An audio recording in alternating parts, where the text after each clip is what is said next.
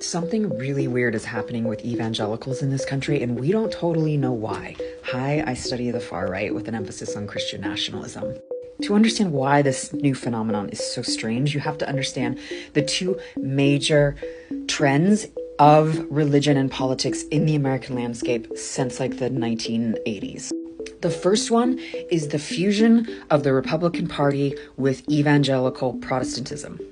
It's hard for us now to imagine a world in which this wasn't the case, but this was a political development and a political tactic chosen in the 80s as churches in the South who were running their segregated academies were losing their IRS tax-exempt status.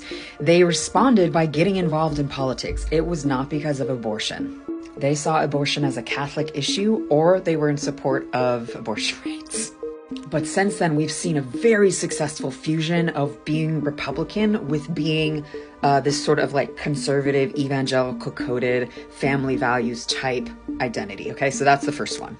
The second one is the increase of people in the United States and across Western countries generally who are no longer identifying with mainstream Christianity or mainstream religion.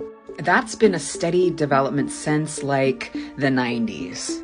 But in 2020, survey data showed that the number of evangelicals in the United States were going up.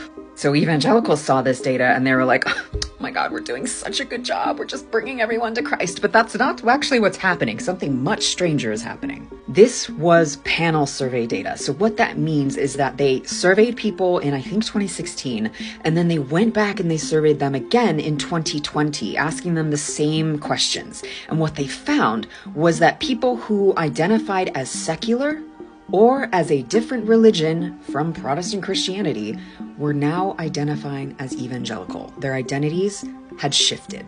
So political scientist Ryan Burge thinks that the reason that this is happening is twofold. So for the secular people who are now identifying as evangelical, he thinks that because it correlates statistically with partisan identity, that to be Republican now for some people means to be evangelical. And so to claim the title of evangelical, even as a secular person, is to say, I believe I'm a Republican. I'm an evangelical, I'm a Republican.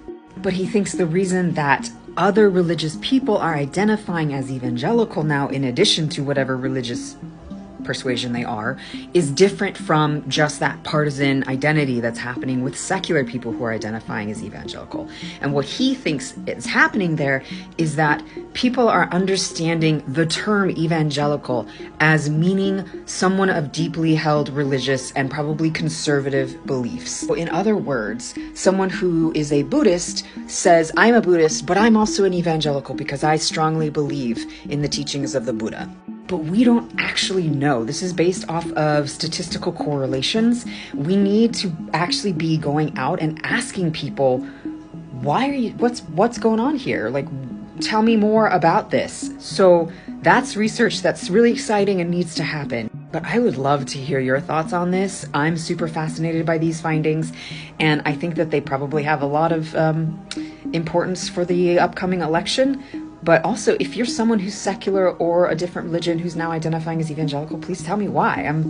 Be very interesting to learn from you.